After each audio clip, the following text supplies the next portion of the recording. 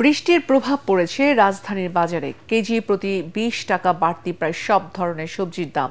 60 থেকে 80 টাকার নিচে মিলছে না কোনো সবজি। আর কাঁচা মরিচ বিক্রি হচ্ছে 350 টাকা দরে। বাড়তি দাম মুরগি, চাল ও মাছেরও। শুক্রবার কেজি সাইজের ইলিশ মাছ বিক্রি হচ্ছে 2300 টাকা কেজি, যা গত সপ্তাহের তুলনায় 200 টাকা বেশি। শুক্রবার সাপ্তাহিক বাজার দর নিয়ে তরিক ইসলামের আরও একটি রিপোর্ট। মাছে ভাতে বাঙালি এ যেন শুধু কেতাবি আলাপ। মাছ মাংস তো দূরের কথা, রাজধানীর কাউরান বাজারে দাম বাড়তি প্রায় সব ধরনের সবজির। কেজি প্রতি প্রায় সব সবজি 20 থেকে 30 টাকা দাম বেড়েছে। আর সপ্তাহের ব্যবধানে কাঁচা মরিচের ঝাল বেড়েছে কয়েক গুণ। বিক্রেতারা বলছে বৃষ্টি ও সরবরাহ কম থাকায় দাম বাড়তি।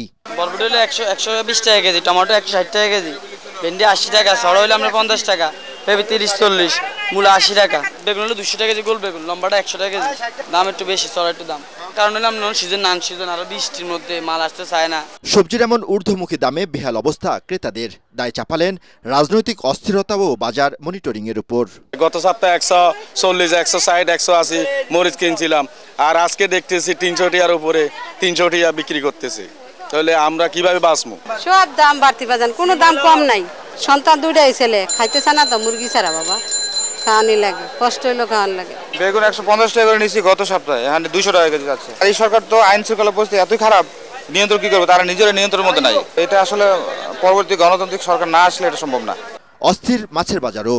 2300 টাকা দরে বিক্রি হচ্ছে কেজি ওজনের ইলিশ মাছ, যা এক বস্তা মিনিকেট চালের দামের চেয়েও বেশি। 1 কেজিটা হলো 2300 আজকে বিক্রি করতেছি, আর গত 2 দিন আগে আমরা বিক্রি করতাম 2100। এই 2 দিনে 200 বাড়ছে। আর 1 কেজির নিচেরটা বিক্রি করতাম 2000, এখন হলো 2200, এটাও 2200। আর ওই 3-4 কেজি এটি বিক্রি করতাম 700-800 টাকা করে, আজকে বিক্রি করতেছি 900 করে। 20 টাকা বেড়ে 190 টাকা কেজি দরে বিক্রি হচ্ছে ব্রয়লার মুরগি। সোনালী মুরগির দাম 320 টাকা। তরিক ইসলাম, এটিএন বাংলা, ঢাকা।